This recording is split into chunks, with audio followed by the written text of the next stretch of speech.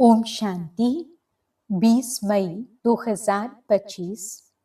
मीठे प्यारे बाबा के आज के मीठे मधुर महावाक्य। बाबा हमें कहते, मीठे बच्चे, बाबा आया है तुम बच्चों को अविनाशी कमाई कराने। अभी तुम ज्ञान रत्नों की जितनी कमाई करने चाहो कर सकते हो। प्रश्न, आसुरी संस्कारों को बदलकर दैवी संस्कार बनाने के लिए कौन सा विशेष पुरुषार्थ चाहिए? उत्तर, संस्कारों को बदलने के लिए जितना हो सके देही अभिमानी रहने का अभ्यास करो। देह अभिमान में आने से ही आसुरी संस्कार बनते हैं। बाप आसुरी संस्कारों को दैवी संस्कार बनाने के लिए आए हैं। पुरुषार्थ करो। पहले मैं देही आत्मा हूँ, पीछे यह शरीर है। गीत, तूने रात गवाई सो के। ओम शांति। यह गीत तो बच्चों ने बहुत बार सुने हैं। रूहानी बच्चों प्रति रूहानी बाप सावधानी देते रहते हैं कि यह समय खोने का नहीं है। यह समय बहुत भारी कमाई करने का है। कमाई कराने के लिए ही बाप आया हुआ है। कमाई भी अथाह है। जिसको जितनी कमाई करनी हो उतनी कर सकते हैं। यह है अविनाशी ज्ञान रत्नों से झोली भरने की कमाई। यह है भविष्य के लिए। वह है भक्ति, यह है ज्ञान। मनुष्य यह नहीं जानते हैं कि भक्ति तब शुरू होती है जब रावण राज्य शुरू होता है। फिर ज्ञान तब शुरू होता है जब बाप आकर राम राज्य स्थापन करते हैं। ज्ञान है ही नई दुनिया के लिए, भक्ति है पुरानी दुनिया के लिए। अब बाप कहते हैं, पहले तो अपने को देही आत्मा समझना है। तुम बच्चों की बुद्धि में है हम पहले आत्मा हैं, पीछे शरीर है। परंतु ड्रामा प्लान अनुसार मनुष्य सब रॉन्ग हो गए हैं। इसलिए उल्टा समझ लिया है कि पहले हम देह हैं फिर देही हैं। बाप कहते हैं, यह तो विनाशी है। इसको तुम लेते और छोड़ते हो। संस्कार आत्मा में रहते हैं। देह अभिमान में आने से संस्कार आसुरी बन जाते हैं। फिर आसुरी संस्कारों को दैवी बनाने के लिए बाप को आना पड़ता है। यह सारी रचना उस एक रचता बाप की ही है। उनको सब फादर कहते हैं। जैसे लौकिक बाप को भी फादर ही कहा जाता है। बाबा और मम्मा ये दोनों अक्षर बहुत मीठे हैं। रचता तो बाप को ही कहेंगे। वे पहले माँ को एडॉप्ट करते हैं, फिर रचना रचते हैं। बेखत का बाप भी कहते हैं कि मैं आकर इनमें प्रवेश करता हूँ। इनका नाम बाला है। कहते भी हैं भागीरथ। मनुष्य का ही चित्र दिखाते हैं। कोई बेल आदि नहीं है। भागीरथ मनुष्य का तन है। बाप ही आकर बच्चों को अपना परिचय देते हैं। तुम हमेशा कहो हम बाप दादा के पास जाते हैं। सिर्फ बाप कहेंगे तो वह निराकार हो जाता। निराकार बाप के पास तो तब जा सकते जब शरीर छोड़े। ऐसे तो कोई भी जा नहीं सकते। ये नॉलेज बाप ही देते हैं। ये नॉलेज है भी बाप के पास। अविनाशी ज्ञान रत्नों का खजाना है। बाप है ज्ञान रत्नों का सागर। पानी की बात नहीं, ज्ञान रत्नों का भंडारा है। उनमें नॉलेज है। नॉलेज पानी को नहीं कहा जाता। जैसे मनुष्य को बैरिस्ट्री, डॉक्टरी आदि की नॉलेज होती है, यह भी नॉलेज है। इस नॉलेज के लिए ही ऋषि मुनि आदि सब कहते थे कि रचता और रचना के आदि मध्य अंत की नॉलेज हम नहीं जानते, वह तो एक रचता ही जाने। झाड़ का बीज रूप भी वही है। सृष्टि के आदि मध्य अंत का नॉलेज उसमें है। वह जब आए तब सुनाए। अभी तुमको नॉलेज मिली है तो तुम इस नॉलेज से देवता बनते हो। नॉलेज पाकर फिर प्रारब्ध पाते हो।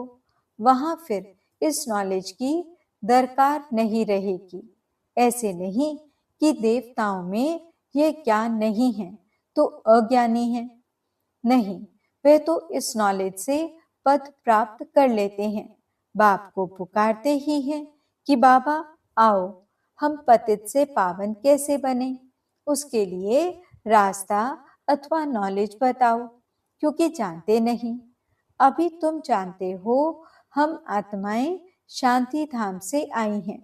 वहां आत्माएं शांत में रहती हैं। यहाँ आए हैं पाठ बजाने।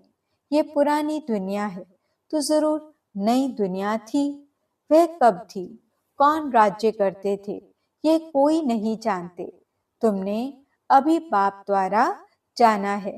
बाप है ही ज्ञान का सागर, सदगति दाता।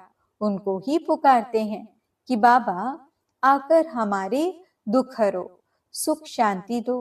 आत्मा जानती है परंतु तमो प्रधान हो गई है, इसलिए फिर से बाप आकर परिचय दे रहे हैं। मनुष्य न आत्मा को न परमात्मा को जानते हैं। आत्मा को ज्ञान ही नहीं, जो परमात्मा अभिमानी बने। आगे तुम भी नहीं जानते थे, अभी ज्ञान मिला है तो समझते हैं। बरोबर सूरत मनुष्य की थी और सीरत बंदर की थी। अभी बाप ने नॉलेज दी है तो हम भी नॉलेजफुल बन गए हैं। रचता और रचना का ज्ञान मिला है। तुम जानते हो, हमको भगवान पढ़ाते हैं तो कितना नशा रहना चाहिए। बाबा है ज्ञान का सागर, उनमें बेहद का ज्ञान है। तुम किसके पास भी जाओ, सृष्टि के आदि मध्य अंत का ज्ञान तो क्या, परंतु हम आत्मा क्या चीज हैं वह भी नहीं जानते। बाप को याद भी करते हैं, दुख हरता सुख करता, फिर भी ईश्वर सर्वव्यापी कह देते हैं। बाप कहते हैं ड्रामा अनुसार उन्हों का भी कोई दोष नहीं। माया बिल्कुल ही तुच्छ बुद्धि बना देती है। कीड़ों को फिर गंध में ही सुख भासता है। बाप आते हैं गंध से निकालने। मनुष्य दलदल में फंसे हुए हैं, ज्ञान का पता ही नहीं है तो क्या करें। दुबन में फंसे पड़े हैं, फिर उनको निकालना ही मुश्किल हो जाता है। निकालकर आधा पौना तक ले जाओ, फिर भी हाथ छुड़ाए गिर पड़ते हैं। कई बच्चे औरों को ज्ञान देते देते स्वयं ही माया का थप्पड़ खा लेते हैं, क्योंकि बाप के डायरेक्शन के विरुद्ध कार्य कर लेते हैं। दूसरों को निकालने की कोशिश करते और खुद गिर पड़ते हैं। फिर उनको निकालने में कितनी मेहनत हो जाती है, क्योंकि माया से हार जाते हैं। उनको अपना पाप ही अंदर खाता है। माया की लड़ाई है ना। अभी तुम युद्ध के मैदान पर हो, वह हैं बाहुबल से लड़ने वाली हिंसक सेनाएं। तुम हो अहिंसक, तुम राज्य लेते हो अहिंसा से। हिंसा दो प्रकार की होती है ना, एक है काम कटारी चलाना और दूसरी हिंसा है किसको मारना पीटना। तुम अभी डबल अहिंसक बनते हो। यह ज्ञान बल की लड़ाई कोई नहीं जानते। अहिंसा किसको कहा जाता ये कोई नहीं जानते। भक्ति मार्ग की सामग्री कितनी भारी है, गाते भी हैं पतित पावन आओ, परंतु मैं कैसे आकर पावन बनाता हूँ ये कोई नहीं जानते। गीता में ही भूल कर दी है, जो मनुष्य को भगवान कह दिया है। शास्त्र मनुष्यों ने ही बनाए हैं, मनुष्य ही पढ़ते हैं। देवताओं को तो शास्त्र पढ़ने की दरकार नहीं, वहां कोई शास्त्र नहीं होते हैं। ज्ञान भक्ति पीछे है वैराग्य। किसका वैराग्य? भक्ति का, पुरानी दुनिया का वैराग्य, पुराने शरीर का वैराग्य। बाप कहते हैं इन आंखों से जो कुछ देखते हो वह नहीं रहेगा। इस सारी छीछी दुनिया से वैराग्य है। बाकी नई दुनिया का तुम दिव्य दृष्टि से साक्षात्कार करते हो। तुम पढ़ते ही हो नई दुनिया के लिए। यह पढ़ाई कोई इस जन्म के लिए नहीं है, और जो भी पढ़ाई हैं वे होती हैं उसी समय उसी जन्म के लिए। अब तो है संगम, इसलिए तुम जो पढ़ते हो उसकी प्रारब्ध तुमको नई दुनिया में मिलती है। बेहद के बाप से कितनी बड़ी प्रारब्ध तुमको मिलती है। बेहद के बाप से बेहद सुख की प्राप्ति होती है। तो बच्चों को पूरा पुरुषार्थ कर श्रीमत पर चलना चाहिए। बाप है श्रेष्ठ ते श्रेष्ठ, उनसे तुम श्रेष्ठ बनते हो। वह तो सदैव है ही श्रेष्ठ, तुमको श्रेष्ठ बनाते हैं। 84 जन्म लेते लेते फिर तुम भ्रष्ट बन जाते हो। बाप कहते मैं तो जन्म मरण में नहीं आता हूँ, मैं अभी भाग्यशाली रथ में ही प्रवेश करता हूँ, जिसको तुम बच्चों ने पहचाना है। तुम्हारा अभी छोटा झाड़ है, झाड़ को तूफान भी लगते हैं ना, पत्ते झड़ते रहते हैं, ढेर फूल निकलते हैं, फिर तूफान लगने से गिर पड़ते हैं। कोई कोई अच्छी रीति फल लग जाते हैं, फिर भी माया के तूफान से गिर पड़ते हैं। माया का तूफान बहुत तेज है। उस तरफ है बाहुबल, इस तरफ योग बल अथवा याद का बल। तुम याद अक्षर पक्का कर लो। वो लोग योग योग अक्षर कहते रहते हैं। तुम्हारी है याद, चलते फिरते बाप को याद करते हो, इसको योग नहीं कहेंगे। योग अक्षर सन्यासियों का नामी ग्रामी है। अनेक प्रकार के योग सिखाते हैं। बाप कितना सहज बतलाते हैं। उठते बैठते चलते फिरते बाप को याद करो। तुम आधा कल्प के आशिक हो, मुझे याद करते आए हो। अब मैं आया हूँ, आत्मा को कोई भी नहीं जानते, इसलिए बाप आकर रियलाइज कराते हैं। यह भी समझने की बड़ी महीन बातें हैं। आत्मा अति सूक्ष्म और अविनाशी है। न आत्मा विनाश होने वाली है, न उनका पाठ विनाश हो सकता है। यह बातें मोटी बुद्धि वाले मुश्किल समझ सकते हैं। शास्त्रों में भी ये बातें नहीं हैं। तुम बच्चों को बाप को याद करने की बहुत मेहनत करनी पड़ती है। ज्ञान तो बहुत सहज है, बाकी विनाश काले प्रीत बुद्धि और विपरीत बुद्धि, यह याद के लिए कहा जाता है। याद अच्छी है तो प्रीत बुद्धि कहा जाता है। प्रीत भी अव्यभिचारी चाहिए। अपने से पूछना है हम बाबा को कितना याद करते हैं। यह भी समझते हैं बाबा से प्रीत रखते रखते जब कर्मातीत अवस्था होगी तब यह शरीर छूटेगा और लड़ाई लगेगी। जितना पाप से प्रीत होगी तो तमो प्रधान से सतो प्रधान बन जाएंगे। इम्तिहान तो एक ही समय होगा ना। जब पूरा समय आता है, सबकी प्रीत बुद्धि हो जाती है, उस समय फिर विनाश होता है। तब तक झगड़े आदि लगते रहते हैं। विलायत वाले भी समझते हैं अभी मौत सामने है। कोई प्रेरक है जो हमसे बॉम्ब्स बनवाते हैं, परंतु कर क्या सकते हैं। ड्रामा की नूंद है ना। अपनी ही साइंस बल से अपने कुल का मौत लाते हैं। बच्चे कहते हैं पावन दुनिया में ले जाओ, तो शरीरों को थोड़े ही ले जाएंगे। बाप कालों का काल है ना। यह बातें कोई नहीं जानते। गाया हुआ है मिरुआ मौत मलू का शिकार। वह कहते विनाश बंद हो जाए, शांति हो जाए। अरे विनाश बिगिर सुख शांति कैसे स्थापन होगी। इसलिए चक्र पर जरूर समझाओ। अभी स्वर्ग के गेट खुल रहे हैं, बाबा ने कहा है इस पर भी एक पुस्तक छपाओ, गेटवे टू शांति धाम, सुख धाम। इनका अर्थ भी नहीं समझेंगे, है बहुत सहज, परंतु कोटों में कोई मुश्किल समझते हैं। तुमको प्रदर्शनी आदि में कभी दिल शिकस्त नहीं होना चाहिए। प्रजा तो बनती है ना, मंजिल बड़ी है, मेहनत लगती है। मेहनत है याद की, उसमें बहुत फेल होते हैं। याद भी अव्यभिचारी चाहिए। माया घड़ी घड़ी भुला देती है। मेहनत बिगड़ थोड़े ही कोई विश्व के मालिक बन सकते हैं। पूरा पुरुषार्थ करना चाहिए। हम सुखधाम के मालिक थे, अनेक बार चक्र लगाया है, अब बाप को याद करना है। माया बहुत विघ्न डालती है।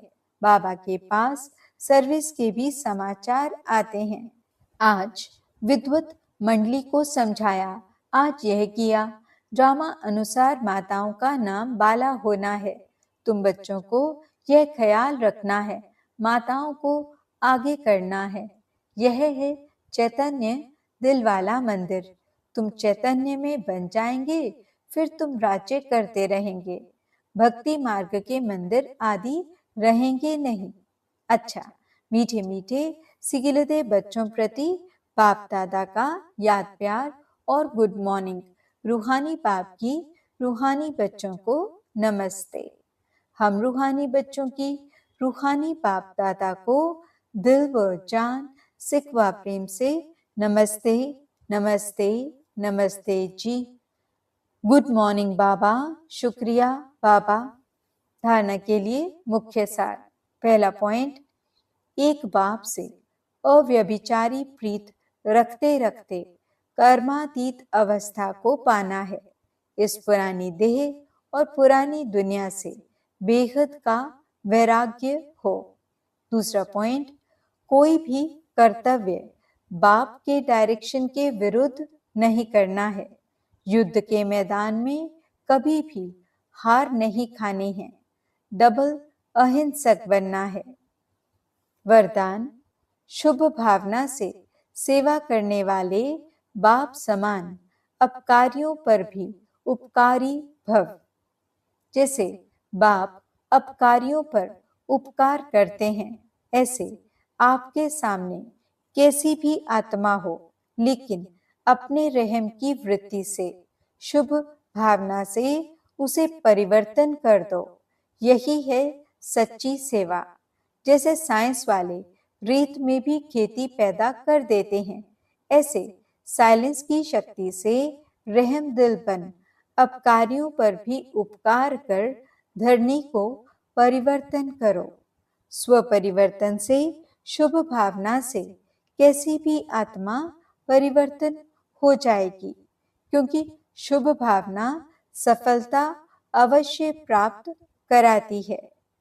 स्लोगन, ज्ञान का सिमरन करना ही सदा हर्षित रहने का आधार है। आज के अव्यक्त इशारे, रूहानी रॉयल्टी और प्योरिटी की पर्सनालिटी धारण करो। आप ब्राह्मणों जैसी रूहानी पर्सनालिटी सारे कल्प में और किसी की भी नहीं है, क्योंकि आप सबकी पर्सनालिटी बनाने वाला ऊंचे ते ऊंचा स्वयं परम आत्मा है। आपकी सबसे बड़े ते बड़ी पर्सनालिटी है। स्वप्न व संकल्प में भी संपूर्ण प्योरिटी। इस प्योरिटी के साथ साथ चेहरे और चलन में रूहानियत की भी पर्सनालिटी है। अपनी इस पर्सनालिटी में सदा स्थित रहो तो सेवा स्वतः होगी। ओम शांति।